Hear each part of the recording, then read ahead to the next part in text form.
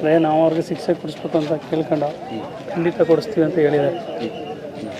ಈಗ ಒಂದು 5 ಲಕ್ಷ ಪರಿಹಾರದ ಹಣ ಕೊಟ್ಬಿಟ್ಟು ಸಚಿವರು ಯತೀಂದ್ರ ಅವರು. ನಿಮ್ಮ ಹೋರಾಟ ನಿಮಗೆ ಏನಾಗಬೇಕು? ನನಗೆ ಅವ್ರಿಗೆ ಶಿಕ್ಷೆ ಕೊಡಬೇಕು ಅನ್ನೋದೇ ನಮ್ಮ ಹೋರಾಟ. ನಾವೇನು ದುಡ್ಡು ಗಿಡ್ಡಿಗೆ ಏನು ಇದಲ್ಲ, ನಮಗೆ ಅವ್ರಿಗೆ ಶಿಕ್ಷೆ ಕೊಡಿಸ್ಬೇಕು ಅನ್ನೋದೇ ನಮ್ಮ ಛಲ, ನಮ್ಮ ಆಟ ಇರೋದು. ಶಿಕ್ಷೆ ಕೊಟ್ಟರೆ ಅವರು ಅಲ್ಲಿ ಉರಿತಾ ಇರೋ ಬೆಂಕಿಗೆ ಬೆಲೆ ಸಿಗೋದು. ಬಟ್ ಈ ಜಾಗನೂ ಒಂದು ಗೃಹಪ್ರವೇಶ ಮಾಡಿ ನಿಂತಿದ್ರು. ನಮ್ಮ ಮಾವರ ಅನುಭವದಲ್ಲಿ ಇದ್ದಿದ್ದು ಅವ್ರ ಆಸೆ, ಕೊನೆ ಆಸೆ ಇದು. ಅವ್ರ ಜಾಗ ನಮ್ಮನ್ನು ಉಳಿಸ್ಕೋಬೇಕು ಅಂತಲೇ ಹೊಡೆದಾಡ್ತಾರೆ. ಕೊನೆ ಆಸೆ ಸರ್ ಅವರು. ನಮ್ಮ ಮನೆ ಅಂತ ಇದಕ್ಕೂ ಒಂದು 13-14 ಲಕ್ಷ ಖರ್ಚು ಮಾಡಿ ಮನೆ ಕಟ್ಟಿದ್ರು. ಇದು ಗೃಹಪ್ರವೇಶ ಮಾಡೋಕ್ಕೂ ಬಿಡಲಿಲ್ಲ ಅವರು. ಅದೊಂದು ಆಸೆ ಇತ್ತು. ಆ ಆಸೆನೂ ತೀರಿಸ್ಕೊಂಡು ಬಂದಿರಲಿಲ್ಲ ಸರ್. ನಂಗೆ ಗೊತ್ತಿರಲಿಲ್ಲ. ನಂಗೆ ಗೊತ್ತಿದ್ದು ಒಂದು 2-3 ದಿನದಿಂದ. ಅವ್ರಿಗೆ ಯಾವಾಗ ಗೊತ್ತಾಯಿತು ಅವಾಗೇ ನಂಗೆ ಹೇಳಿದ್ದವರು.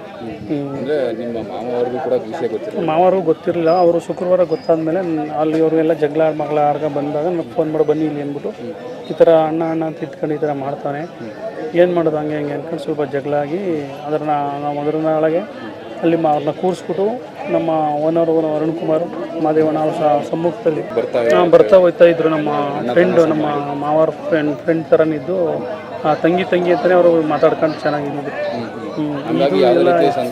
ಸಂದೇಶ ಹೆಂಗೆ ಬರುತ್ತೆ ಹೇಳಿ? ಆ ಥರ ಇದ್ದಾಗ ಸಂದೇಶ ಹೆಂಗೆ ಬರುತ್ತೆ? ನಮ್ಮನ್ನು ಅಣ್ಣ ಅದು ಇದು ಅಂದ್ಕೊಂಡು ಚೆನ್ನಾಗೇ ಇದ್ದ ಮನೇಲಿ. ಅವ್ರನ್ನ ಯಾವ ಥರ ನಾವು ಡೌಟ್ ಪಡೋಕ್ಕಾಗುತ್ತೆ?